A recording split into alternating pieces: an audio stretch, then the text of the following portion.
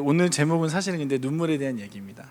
눈물의 의미라는 제목으로 우리 함께 좀 말씀을 나누려고 하는데요. 이스라엘의 성지 순례를 가시게 되면 꼭 들리는 곳이 있습니다. 감난산의 눈물교회라는 곳이에요. 이 감난산의 눈물교회는 감난산에서 예루살렘으로 들어가는 그 길 가운데 있어요.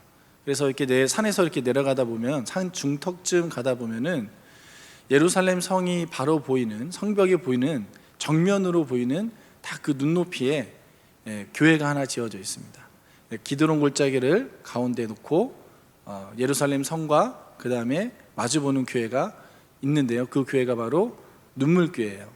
왜 눈물교회라고 그랬냐면 오늘 본문에 읽었던 이 말씀의 배경이 되는 곳이기 때문입니다. 예수님께서 내려가시다가 오늘 읽었던 첫 번째 41절의 말씀의 내용이 이렇게 되어 있죠. 가까이 오사, 예루살렘 성이에요. 가까이 오사 성을 보시며 어떻게 하셨습니까? 우셨다라는 거예요. 근데 여러분 우셨다라는 이 단어가요, 사실 쉬운 단어가 아닙니다. 왜냐하면은 우리가 울 때는 종류가 많아요. 우는 종류가 많죠. 하품하다가 울 수도 있고요. 조금 이렇게 좀 흐느낄 수도 있고, 그죠? 근데 예수님의 눈물은요, 이 눈물은 원어를 보니까 펑펑 울었다는 뜻이에요. 그냥 운 게 아니고 통곡하면서 누구든지 다 볼 수 있는 그런 소리를 들을 정도로 크게 우셨다는 거예요. 근데 좀 이해가 되지 않는 것이, 우리가 다 읽지 않았지만 19장 전체 내용이 어떤 내용이냐면 예수님께서 예루살렘으로 드디어 마지막 일주일을 사역을 남겨두시고 입성하시는 장면이에요. 그때 어떤 일이 있었죠? 예수님께서 어린 나귀를 타고 예루살렘 성으로 내려가실 때 많은 무리들이 종려나무 가지를 들고 나와서 호산나 다윗의 자손이여 우리를 구원하시옵소서라고 외치고 흥분하면서 드디어 우리가 메시아를 만났다, 하나님이 우리를 구원하실 것이다 라고 하는 이 엄청난 기대와 함께 많은 무리들이 예수님을 따라가고 있었던 상황이에요. 이제 예루살렘이 곧 눈앞에 있고 예루살렘 입성하는 바로 얼마 안 되는 시점에서 모두가 기뻐하고 흥분하고 제자들마저도 드디어 우리가 예수님이 왕이 되시는 것을 보겠구나라고 기대하면서 들어가는 그 상황 속에 뜬금없이 주님이 예루살렘 성을 보시더니 막 소리치면서 웃었다는 거예요. 상상해 가시나요? 그럼 여러분 어떻게 생각하시겠습니까? 누가 예수님을 때렸나? 무슨 일이지? 너무 이해가 되지 않잖아요. 왜 도대체 예수님이 우셨을까? 여러분 오늘 이 본문을 읽으면서 혹시 생각해 보신 적 있으신가요? 여러분 오늘 그래서 저랑 같이 생각해 보려고요. 예수님이 왜 우셨는지, 이 눈물의 의미에 대해서 우리가 같이 좀 은혜를 나누기를 원합니다. 예수님께서 우셨던 이유가 있어요. 이 첫 번째는요, 바로 하나님의 음성을 이스라엘 백성들이 듣지 못했기 때문입니다. 예레미야 13장 17절의 말씀 같이 한번 읽겠습니다. 예레미야 13장 17절 시작. 너희가 이를 듣지 아니하면 나의 심령이 너희 교만으로 말미암아 은밀한 곳에서 울 것이며 여호와의 양떼가 사로잡힘으로 말미암아 눈물을 흘려 통곡하리라. 이미 예레미야 선지자가 이야기했던 것처럼 이스라엘 백성들이 듣지 않았기 때문에 예수님께서 하나님 나라의 복음을 선포하고 하나님 나라에 대해서 회개하라고 외쳤지만 그 누구도 그 진리된 말씀을 깨닫지 못하고 예수님을 메시아로, 실질적인 메시아로 받아들이지 않았다는 것이에요. 그러니까 이 유대인들이 예수님이 왔음에도 불구하고 유대인들이 그렇게 기다렸던 메시아가, 구세주가 왔음에도 불구하고 하나님의 음성을 듣지도 못하고 깨닫지도 못하니까 주님께서 이제 마지막 일주일을 남겨두시고 너무 만감이 교차하면서 눈물을 터뜨렸던 거예요. 여러분 생각해 보시기 바랍니다. 이스라엘 민족이 어떤 민족이죠? 하나님께서 택하신 민족이에요. 아브람 때부터 하면 지금으로부터 4,500년 정도, 엄청난 오랜 기간이죠. 하나님께서 선택하셔서 그 민족을 구원하시고 출애굽시키시고 수많은 선지자들을 보내시고 다윗과 솔로몬 때를 지나서 계속적으로 하나님의 관심과 사랑이 담겨져 있는 민족이 유대인이었습니다. 그 민족을 하나님의 나라 민족, 하나님 백성으로 삼기 위해서 얼마나 하나님께서 공을 들이셨습니까? 그죠? 그래서 드디어 이 백성을 구원하시기 위해서 독생자 예수 그리스도께서 그의 백성에게 오셨지만 그들이 예수님을 전혀 알아보지 못했다라는 것이에요. 그들의 외침은 거짓된 외침이었고 깨닫지 못하는 외침이었던 것이죠.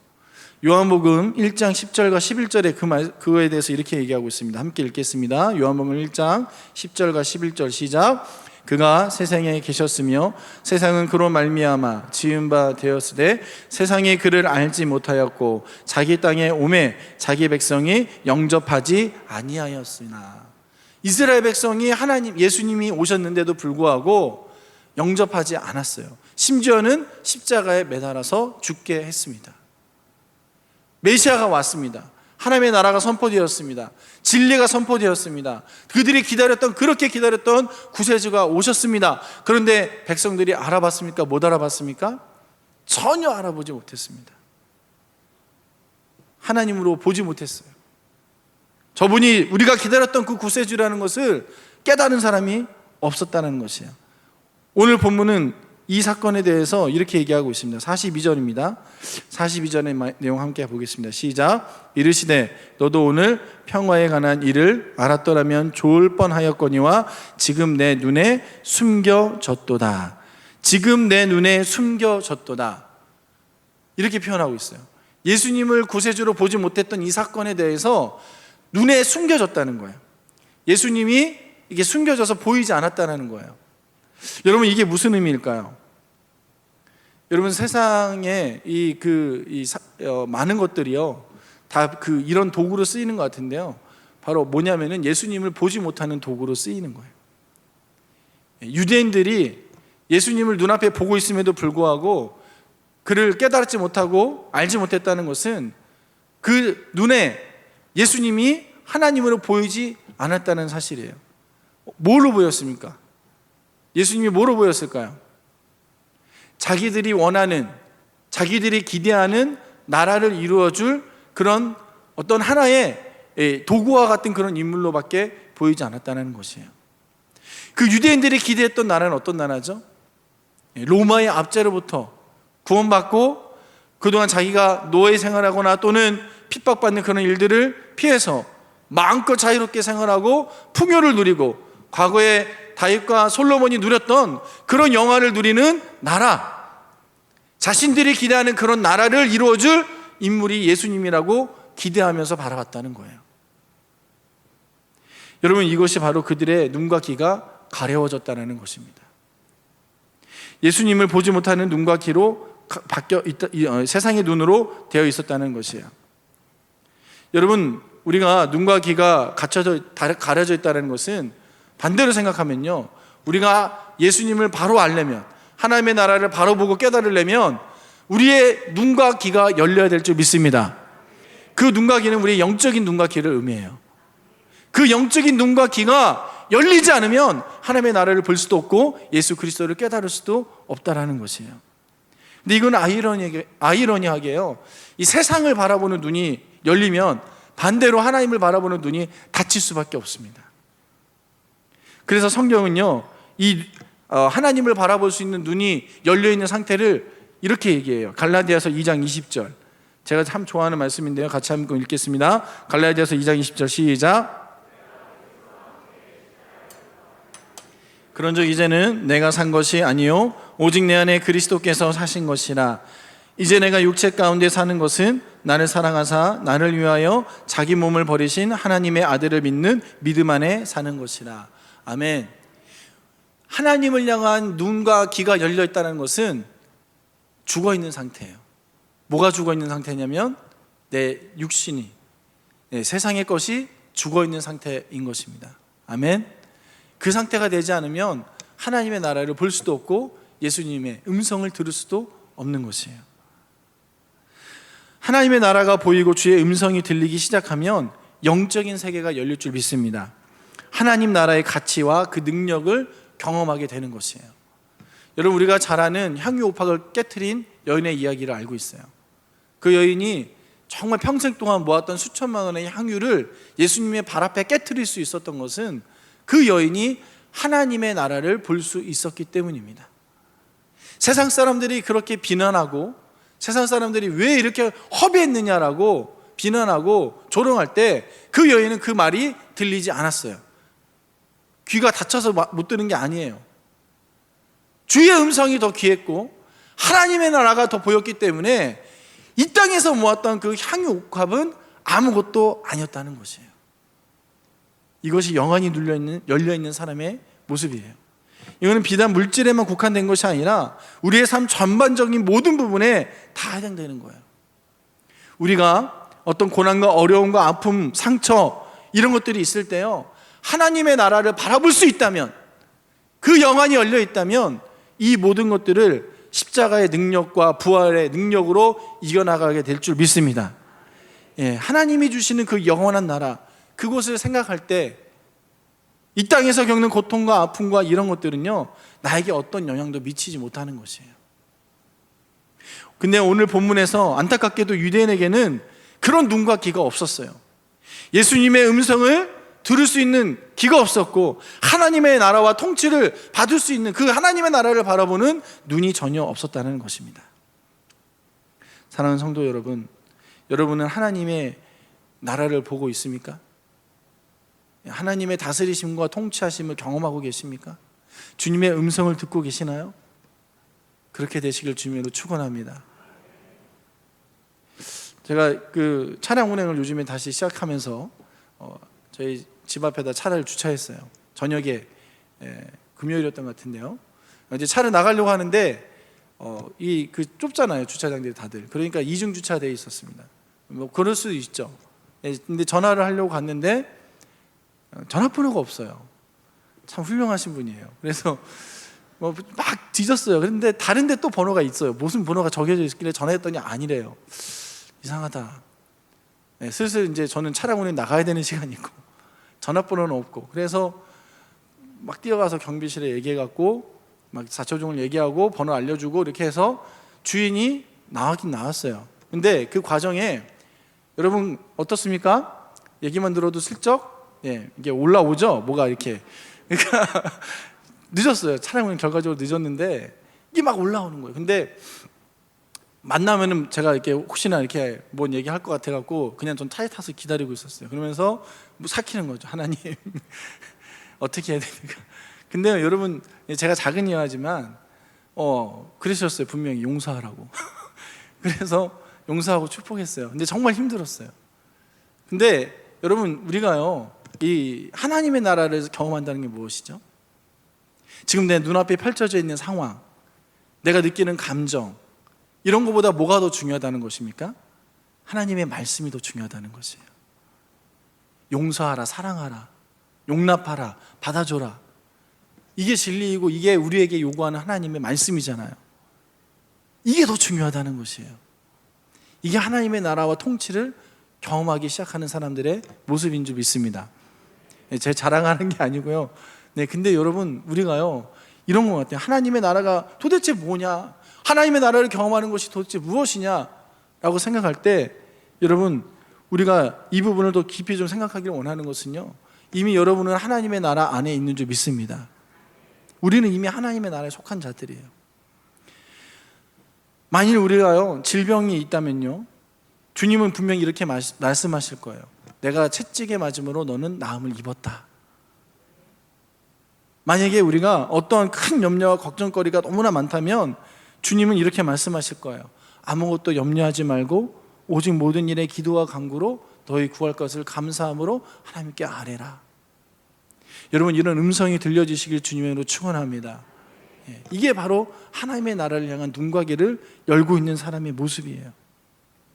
그런데 안타깝게도 유대인들은 이런 눈과 귀가 전혀 없었습니다. 지금도 없습니다. 사실 거의 없습니다. 이런 유대인들을 바라보면서요, 주님이 너무 비통하신 거예요. 너무 괴로우신 거예요. 아까도 말씀드렸지만 아브라함 때부터 유대인들을 품어서 홍해를 건너게 하시고 이스라엘을 세우시고 얼마나 많은 역사를 하나님께서 이적과 기사로 예수님께서 3년 동안 공생애를 보여주시면서 얼마나 많은 사람들을 고치시고 치유하시고 귀신을 쫓아내시고 많은 이적과 기적을 보여주셨는데 전혀 보지 못하고 듣지 못하고 있는 저 유대인들을 바라보면서 주님이 너무 크게 우셨다는 것이에요. 여러분, 우리가 말씀을 듣고 읽을 때에 여러분의 생각을 걷어내시고 하나님의 음성을 들을 수 있는 귀가 열리시길 주님으로 축복합니다. 유대인들은 그런 귀가 없었어요. 자신들이 생각하고 있는 그 세상을 바라보고 있었을 뿐이지 주님의 음성이 전혀 들리지 않은 아둔한 자들이었다는 것이에요. 그래서 예수님께서 42절에 하셨던 말씀 다시 한번 우리가 볼게요. 42절 말씀 한번 보겠습니다. 시작. 이르시되 너도 오늘 평화에 관한 일을 알았더라면 좋을 뻔하였거니와. 네, 여기까지입니다. 너도 오늘 평화에 관한 일을 알았더라면 좋을 뻔하였거니와. 예수님께서 안타까워서 우시면서 처음으로 내뱉었던 말씀이 뭐냐면 평화입니다. 평화. 유대인들이 뭘 못 들었냐면 이 평화에 대한 내용을 전혀 이해하지 못했다는 거예요. 여기서 평화는 에이레네인데요, 헬라어로. 우리 에이레네 중찬단 있으시죠? 예, 이게 샬롬이란 뜻이에요. 물론 여러 가지로 번역이 되지만 여기 오늘 본문의 흐름상에는 샬롬의 뜻이에요. 샬롬, 평화. 여러분, 여기 말하는 평화가 어떤 평화일까요? 우리가 생각하는 평화일까요? 예, 전쟁이 없고 기근이 없고 잘 먹고 잘 사는 그 상황이 평화일까요? 구약에서 말하는 샬롬은 그게 아닙니다. 이거는 관계적 단어예요. 하나님과의 관계가 평화가 이루어졌다고 할 때 샬롬을 쓰는 거예요. 그래서 이 에이렌의 이 평화 샬롬은 곧 하나님과 원수되었던 곳에서 하나님과 화해하고 하나님과의 관계가 회복되는 것을 의미하는 것입니다. 그래서 예수님께서 말씀하셨던 이 에이렌의 샬롬은요, 평화에 관한 일은요 바로 이것이에요. 너희가 눈과 귀가 열려서 내가 십자가에서 죽고 너희를 구속하고 너희가 정말 하나님의 나라가 되고 그의 백성이 되는 것, 하나님의 자녀가 되는 그 일에 관하여 너희가 알았더라면 좋았을 뻔하였거니와, 너희가 이 평화의 이 복음의 진리에 대해서 전혀 알지도 못하고 듣지도 못하고 멸망 가운데 가게 되는 그것이 너무 안타깝다라는 것이에요. 여러분, 이 평화는요 하나님으로부터 오는 것입니다. 하나님께서만 주실 수 있는 것입니다. 시편 85편 8절과 10절의 말씀 우리 같이 한번 볼까요? 시편 85편 8절에서 10절 함께 읽겠습니다. 시작. 내가 하나님 여호와의 하실 말씀을 들으리니. 시편 85편 8절에서 10절 제가 읽을까요? 시편 85편 제가 읽겠습니다. 내가 하나님의 여호와의 하실 말씀을 들으리니 대적 그 백성 그 성도에게 화평을 말씀하실 것이라. 저희는 다시 망령된 대로 돌아가지 말지로다. 진실로 그의 구원이 그를 경외하는 자에게 가까우니 이의 영광이 우리 땅에 거하리이다. 긍휼과 진리가 같이 만나고 의와 화평이 서로 입맞추었으며. 여기서 말하는 화평이 곧 샬롬이죠. 에이렌의 평화입니다. 이 평화는 하나님이 주시는 것이에요. 예루살렘은요 그 도시의 이름이 평화의 도시라는 뜻이에요. 풀어서 얘기하면 예루살렘은 평화의 도시예요. 그런데 아이러니하게도 이 예루살렘은 평화가 없어요. 계속 전쟁이 있었습니다. 계속 칼과 전쟁과 기근이 연속해서 있었던 곳이 이 예루살렘이에요. 지금도 세계의 가장 분쟁하는 국가가 어디입니까? 바로 예루살렘에 있는 바로 이스라엘이에요. 평화의 도시에 평화가 없습니다. 왜 그럴까요? 사람들이 기대하는 평화는 칼과 힘으로 자신들이 만드는 어떤 법적인 제도로 이루어지는 것이 평화라고 생각해요. 그런데 그런 평화는 이어지지 않아요. 그 평화는 완전하지 않아요. 그 평화는 진정한 평화가 아니에요. 나의 힘으로 할 수 있는 건 평화가 아니에요. 기대할 뿐이죠. 평화는 하나님으로부터 와야 될 줄 믿습니다. 그들이 잘못 생각하고 있는 거예요. 예수님을 그런 평화의 도구로 썼던 거예요. 생각했던 거예요. 여러분, 우리가 잘 알고 있는 찬송가 412장에 4절에 이런 가사가 있죠. 이 땅 위에 험한 길 가는 동안 참된 평화가 어디 있나? 우리 모두 예수를 친구 삼아 참 평화를 누리겠네. 아멘. 저는 이 가사가 정말 맞는 것 같아요. 이 땅을 살아가는 동안에 참된 평화가 어디 있습니까?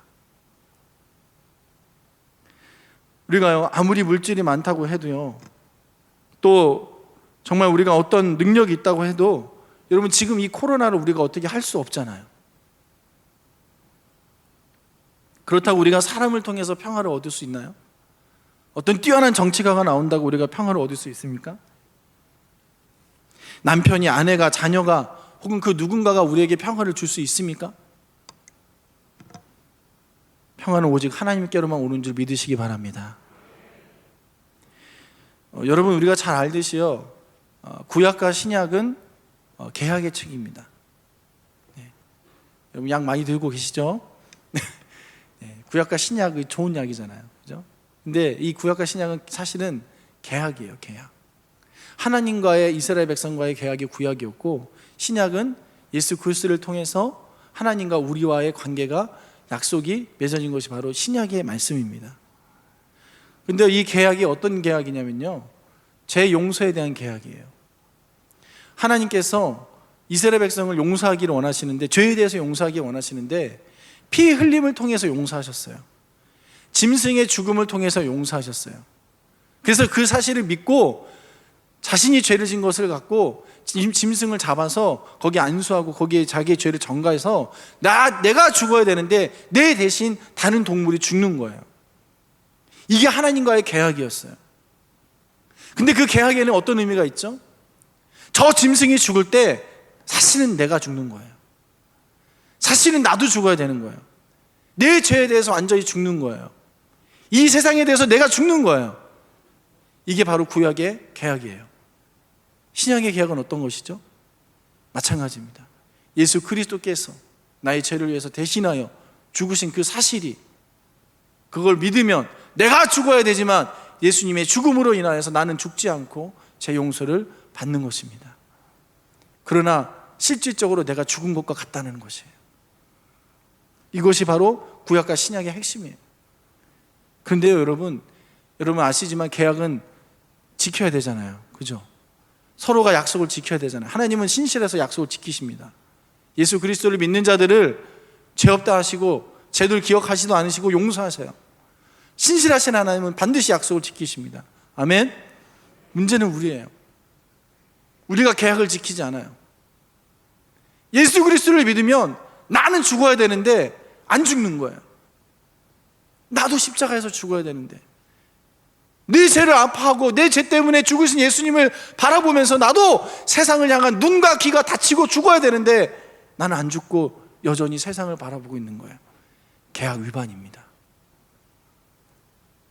그러면서도 여전히 하나님의 복을 원하고 하나님의 도우심을 원하고 예수님의 이름을 쓰면 다 해결된다고 생각하고 기도하고 있는 거예요. 여러분, 유대인들은요, 구약을 보면 한 번도 하나님과 언약을 신실하게 지킨 적이 없어요. 수없이 동물을 잡고 피를 흘렸지만 단지 동물이 희생할 뿐 자신들은 죽을 이유가 전혀 없었다는 것이에요. 한 번도 죽지 않았어요. 여러분, 이것이 바로 주님이 아파하는 이유였습니다. 하나님은 이런 유대인들을 바라보면서요, 너무 가슴이 아프셨어요. 그래서 이런 유대인들의 교만한 이런 모습들을 보고 결국에는 복음의 촛대를 유대인에서 이방인으로 옮기게 됩니다. 사랑하는 성도 여러분, 우리가 하나님과의 계약의 관계에 있는 줄 깨달으시기 바랍니다. 우리는 죽어야 돼요. 우리 예수님께서 십자가에 죽으심으로 나도 죽어야 돼요. 그래야 샬롬이 오고 평화가 옵니다. 로마서 12장 1절의 말씀 같이 한번 읽을까요? 로마서 12장 1절 함께 읽겠습니다. 시작. 그러므로 형제들아, 내가 하나님의 모든 자비하심으로 너희를 권하노니 너희 몸을 하나님이 기뻐하시는 거룩한 산 제물로 드리라. 이는 너희가 드릴 영적 예배니라. 아멘. 여전히 세상을 향해서 내 눈과 귀가 열려 있다면, 그곳에 초점이 맞춰져 있다면 여러분, 아직 죽지 않은 것입니다. 여전히 죽지 않고 내 성질과 내 욕심과 내 탐욕이, 내 습관과 쓴뿌리가 제거되지 않은 상태에서 그대로 남아있다면 여러분, 나는 아직 죽지 않은 것입니다. 그것들이 제거되어져 가기를 주님의 이름으로 축복합니다. 여러분, 이 십자가에서 이루신 그 은혜는요, 이 모든 것들을 해결하고 하나님과의 평화를, 참된 샬롬을 이룬 거예요.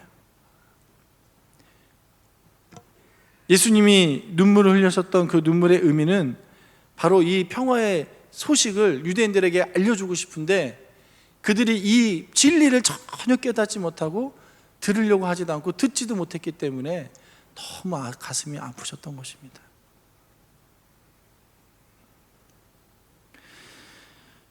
예수님께서 눈물을 흘리신 또 이유가 있어요. 우리 43절과 44절을 한 번에 같이 읽겠습니다. 시작. 날이 이를지라 내 원수들이 토둔을 쌓고 너를 둘러 사면으로 가두고 또 너와 및 그 가운데 있는 내 자식들을 땅에 메어 치며 돌 하나도 돌 위에 남기지 아니하리니 이는 내가 보살핌 받는 날을 알지 못함을 인함이니라 하시니라. 여러분, 예수님께서 흘리셨던 이 눈물의 의미는요, 바로 이 심판받는 유대인들을 안타까워 여기면서 흘리셨던 아픔의 눈물이었어요. 실제로 예수님께서 지금 이 43절과 44절에 말씀하신 것처럼 유대인들은 엄청난 고난의 길에 들어서게 됩니다. 예수님이 부활하시고 난 이후에 AD 70년도에 로마에 의해서 예루살렘이 함락되고 무너지는데요, 그때의 사건을 기록한 요세푸스의 기록에 의하면 정말 비참해요. 2년 동안 로마가 예루살렘을 포위하고 그 예루살렘에 있는 사람들을 다 굶겨 죽이려고 작정하고 포위하고 있는데요, 얼마나 배고팠으면 성경에서 있었던 그런 일들, 자기 자식을 잡아먹는 그런 일들이 또 일어나는 거예요. 그리고 실제로 마지막 항거할 때 로마가 들어가서 모든 예루살렘을 불태우고 사람들을 죽이고 할 때에 정말 예수님이 말씀하신 것처럼 돌 하나도 남지 않고 다 무너지고 그 화려했던 예루살렘 성전이 파괴되고 유대인들은 다 노예로 잡혀가고 엄청난 사람들이 죽어가는 그러한 심판에 들어서게 됩니다. 그런데 예수님께서 바라보셨던 그 심판은요, 거기서 끝난 것이 아니었어요. 유대인들은 나중에 어떻게 됩니까? 2000년 동안 나라 없이 유랑해요. 전 세계에서 유랑합니다. 온갖 차별과 온갖 핍박을 받습니다. 우리가 잘 알듯이 최근에는 어떤 일이 있었죠? 1, 2차 대전 때 많은 유대인들이 희생됐고 독일에 의해서 600만 명이라는 홀로코스트에서 많은 유대인들이 그대로 다 불타서 사라졌어요. 가스실에서 죽고. 여러분, 주님이 바라보셨던 거는요, 그 단기적인 심판만 보셨던 것이 아니라 저 유대인들이 복음을 거절하고 하나님의 나라를 보지 못하고 세상을 바라보면서 그들이 예수 그리스도의 십자가에 죽게 만든 그 민족이 결국엔 자기들이 말했던 것처럼 그 피의 대가를 우리에게 돌리라고 얘기한 그 저주가 그들의 자손들에게 2000년 동안 임했던 그 사실을 바라보시고 가슴 아파하셨다는 것입니다. 여러분, 하나님은요, 이런 유대인들의 아픔, 유대인들을 바라보면서 아파하셨지만 한켠에는 예수님의 눈물에는 또 이런 의미가 있어요. 유대인들이 받지 않았기 때문에 이 복음의 진리가, 이 촛대가 이방인에게 넘어가는데 그 이방인들은 하나님을 들어보지도 못했던 사람들이고 언약과 구약의 관계에는 전혀 관계가 없었던 사람들인데 그들에게 복음이 들어감으로 그들이 예수 그리스도를 알게 되고 하나님의 나라에 들어오게 되는 그 나라를 바라보면서 또 감격의 눈물을 흘리신 줄 믿으시기 바랍니다. 유대인은 거절했지만 우리를 구원하시기 위해서 포기하지 않으시고 복음의 촛대를 지금 우리가 이렇게 예배할 수 있도록 은혜를 베푸신 하나님께 영광과 존귀와 찬송을 올려드리시길 주님으로 축원합니다. 하나님은 우리가 심판받기를 절대로 원치 않으십니다. 하나님은 우리가 하나님의 사랑 안에 평화 안에 들어오길 원하세요. 신명기 6장 4절의 말씀에 이렇게 되어 있죠. 너는 마음을 다하고 성품을 다하고 힘을 다하여 내 하나님 여호와를 사랑하라. 아멘. 하나님이 원하시는 것은 우리와 영원한 사랑의 관계에 있기를 원하시는 것이에요. 우리와 영원한 평화의 관계에 있기를 원하시는 것이에요. 하나님이 그걸 원하시기 때문에 우리가 오늘 이 자리에 있는 줄 믿습니다. 하나님께서는 이 일을 이루시기 위해서요, 아브람 때부터 선택했던 그 유대인들을 포기하고 버리고 그들의 고통과 아픔을 외면한 채 이 복음을 이방인들에게 전했다는 것이에요. 오늘 우리에게 이 복음이 들어온 줄 깨달으시길 주며 축원합니다. 그래서 하나님이 오늘 우리에게 원하시는 건 무엇이죠? 참된 샬롬이에요. 하나님과 정말 진정한 관계에 있는 샬롬을 원하시는 줄 믿습니다. 시편 121편 3절과 9절의 말씀에 하나님이 우리에게 그 샬롬에 대해서 이렇게 말씀하고 있어요. 우리 같이 한번 읽어볼까요? 시편 121편 3절과 9절 읽겠습니다. 시작. 여호와께서 너를 실족하게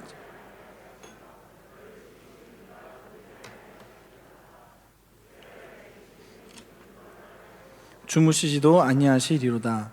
여호와는 너를 지키시는 이시라. 여호와께서 내 오른쪽에서 내 그늘이 되시나니 낮에 해가 너를 상하게 하지 아니하며 밤의 달도 너를 해치지 아니하리로다. 여호와께서 너를 지켜 모든 환난을 면하게 하시며 또 내 영혼을 지키시리로다. 여호와께서 너의 출입을 지금부터 영원까지 지키시리로다. 아멘. 아멘. 할렐루야. 이 하나님의 사랑의 높이와 깊이와 넓이를 깨달으시길 주며 축복합니다. 하나님이 이렇게 우리를 사랑하시잖아요. 우리와 이렇게 화평하기를 원하시고 이렇게 샬롬하기를 원하시잖아요. 하나님의 그 사랑의 높이와 깊이와 넓이가 얼마나 큰지 여러분 가늠할 수가 없을 정도예요. 여러분, 하나님이 만약에, 우리가 유대인들은 참 안타깝지만 이 복음의 촛대를 우리를 위해서 돌리셨는데 그 기간을 한번 생각해 보세요. 복음이 지금 나에게 들어오기까지 얼마나 많은 시간이 걸렸는지 생각해 보세요. 아브라함 때부터 지금 우리까지 수천 년이 걸렸어요. 이 복음을 우리에게, 나에게 알려주기 위해서 얼마나 많은 희생을 하나님이 하셨는지 생각해 보세요. 수많은 선지자들이 죽었고 수많은 선교사들이 피를 흘려서 이 복음이 지금 나에게 왔어요. 유대인들의 600만 명이 희생됐어요. 그것을 주님은 외면하셨어요. 왜? 복음이 이방인에게 흘러들어가야 되기 때문에, 이방인들도 구원받아야 되기 때문에. 여러분, 하나님의 사랑의 넓이와 높이와 깊이를 가늠할 수 있겠습니까? 에베소서 3장 18절과 19절에 이렇게 얘기합니다. 에베소서 3장 18절 19절 함께 읽겠습니다. 시작. 능히 모든 성도와 함께 지식에 넘치는 그리스도의 사랑을 알아 그 넓이와 길이와 높이와 깊이가 어떠함을 깨달아 하나님의 모든 충만하신 것으로 너희에게 충만하게 하시기를 구하노라. 아멘. 할렐루야. 여러분, 이 충만함이 여러분의 있기를 축원합니다. 여러분, 우리가요 이 세상 살아가는데 사실은 너무나 쉽지 않죠. 잘 압니다. 우리 여러 가지 일로 우리가 슬퍼하고 아파하고 힘들어할 일들이 많아요. 근데 하나님은 충분히 그걸 다 아세요. 이미 예수님은 그걸 다 체험을 하셨어요. 모르시는 것이 아니에요. 그런데 하나님께서 이 십자가를 통해서 이루시고 원하시는 것이 무엇이냐면요, 여러분의 눈과 귀가 이 세상에 고정되어 있지 않고 하나님의 나라를 보기를 원하신다는 것입니다. 하나님의 평강을, 하나님의 나라를 누리게 되기를 주님의 이름으로 축원합니다. 여러분, 하나님께서요 우리에게 주신 그 은혜가 얼마나 큰지, 그 사랑을 여러분 우리가 매일매일 기억하며 그 평강 가운데 들어가야 돼요. 여러분, 요즘에 코로나 때문에 많이 우울하다고 하잖아요. 여러분의 감정은 만약에 그 감정 표시로 스마일 얼굴로 표시하면은 눈물입니까? 슬픔입니까? 기쁨입니까? 무엇입니까? 어떤 감정이 여러분에게 주 감정이십니까? 저는 여러분에게 샬롬이, 평강이 늘 있기를 주며 축원합니다. 예. 하나님이 주시는 그 샬롬은 이 세상에서 어떤 것도 비교할 수 없는 만족과 기쁨인데, 하나님은 그걸 우리에게 이미 주셨고 우리가 누릴 수 있게 다 만드셨고 그 일을 행하고 계신데, 나는 왜 여전히 이거를 못 누리고 이 샬롬이 뭔지도 모르고 이 샬롬이 왔음에도 느끼지도 못하고 경험하지도 못한 채 맨날 우울하고 슬프고 눈물 가운데 있는 것이죠. 그걸 하지 말라는 게 아니에요. 그것이 있지만 여러분의 눈과 귀는 어디에 있어야 된다는 것이죠? 하나님의 나라에 있어야 되는 줄 믿습니다. 하나님의 음성이 들려지길 주님의 이름으로 축원합니다. 여러분, 예수님의 음성이 여러분 들려지면요, 이 어렵고 힘들고 피곤하고 고단한 일 가운데 우리가 이길 수 있는 힘이 생기고 하나님이 주시는 샬롬이 임하게 되는 것입니다. 하나님의 음성이 여러분에게 들려지는 축복이 있기를 주님의 이름으로 축원합니다. 여러분 있잖아요, 성경을 읽으면 이런 내용이 있어요. 우리가 잘 알잖아요. 옷자락을 만지려고 했던 여인의 이야기 알잖아요. 예수님의 옷자락만 만지면 병이 날 거라고 믿었던 거예요.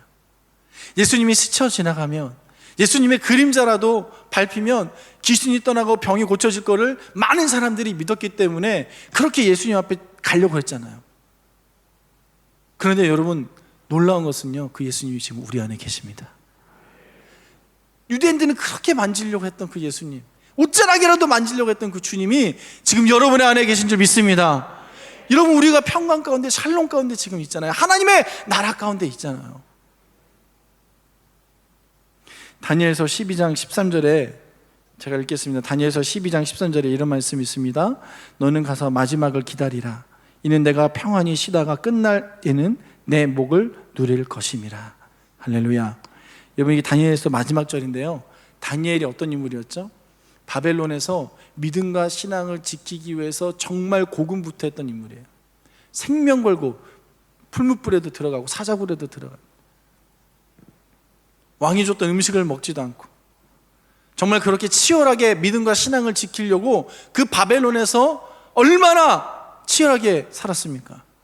하루 3번씩 기도하면서 하나님의 나라를 바라보면서 바벨론에서 살았어요. 그런데 그가 마지막에 그 모든 일을 다 행하고 난 후에 하나님이 그에게 하신 말씀을, 기다리라. 이제 너에게 평안이 실 평강이 올 것이다. 그것을 기다리라. 할렐루야. 여러분, 우리가 주의 말씀 안에 살면 샬롬이 옵니다.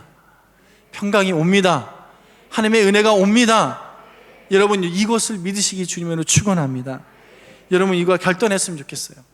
어떤 결단이 필요하냐면요, 내가 눈을 뜰 때, 눈을 감을 때, 내가 눈을 뜨지만 이 세상을 보는 것이 아니라 나는 하나님의 나라를 보리라. 내가 사람들의 많은 이야기들, 수많은 이야기들을 듣지만 나는 그 음성을 듣지 않고 주의 음성을 들으리라. 주의 음성만을 들으리라. 여러분, 이 결단이 여러분의 있기를 주님으로 축원합니다. 여러분, 세상이 하나님과의 관계를 뺏어갔어요. 하나님과의 샬롬의 관계를 뺏어갔어요. 하나님은 우리에게 이미 샬롬을 주셨고 그 놀라운 평강을 허락하셨는데, 이 세상이, 사단이 우리를 그 샬롬 가운데 들어가지 못하게 막고 있습니다. 억울하지 않으세요? 주님이 오늘 여러분을 바라보시면서 혹시 울고 계시지 않나요? 왜 샬롬을 누리지 못하는가? 왜 하나님과의 평강 가운데 들어가지 못하고 있는 것인가? 주님이 가슴을 치면서 울고 계시는 것은 아니십니까? 사랑하는 성도 여러분, 샬롬을 회복하시길 주님을 축복합니다. 그러므로 여러분의 삶 가운데 아픔도, 또 크고 작은 여러 가지 문제들도 넉넉하게 이기고 하나님의 영광을 경험하게 되시기를 주님의 이름으로 축원합니다.